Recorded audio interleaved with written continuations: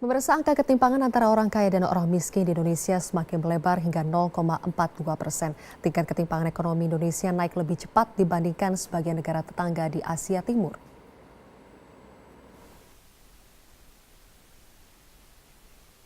Meski menghadapi perlambatan, pertumbuhan ekonomi Indonesia terus meningkat dari tahun ke tahun. Namun, ketimpangan ekonomi dan sosial antara orang kaya dan miskin di dalam negeri justru semakin melebar. Bank Dunia mencatat ketimpangan orang kaya dan miskin di dalam Gini rasio di Indonesia pada tahun lalu sebesar 0,41%. Dan tahun ini naik menjadi 0,42%. Padahal pada tahun 2000 hanya sebesar 0,30%. Laporan Bank Dunia selama satu dasawarsa pertumbuhan ekonomi Indonesia hanya dinikmati oleh 20% saja orang terkaya di Indonesia.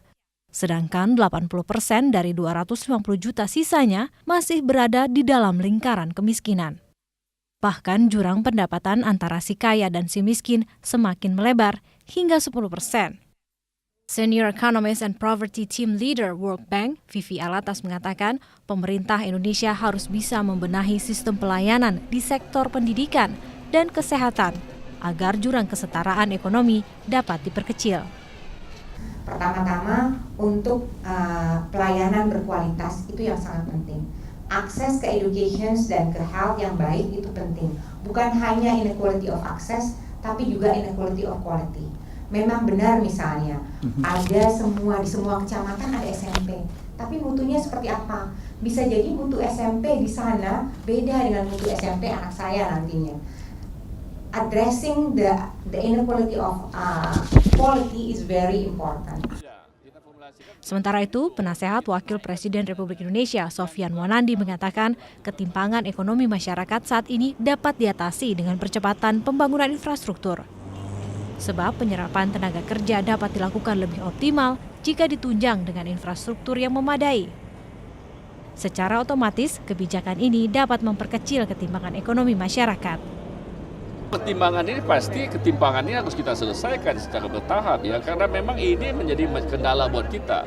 Karena kalau kita tidak bisa selesaikan masalah pengangguran dan kemiskinan ini, itu juga susah. Maka itu pengangguran dan kemiskinan ini menurut saya kita selesaikan melalui pembangunan infrastruktur itu, kasih kerjaan mereka, dan paket-paket itu sehingga investasi bisa masuk lebih banyak. Maka itu ini paket-paketnya harus dipercepat pelaksanaannya, termasuk juga pembangunan infrastruktur itu harus kita percepat pelaksanaannya.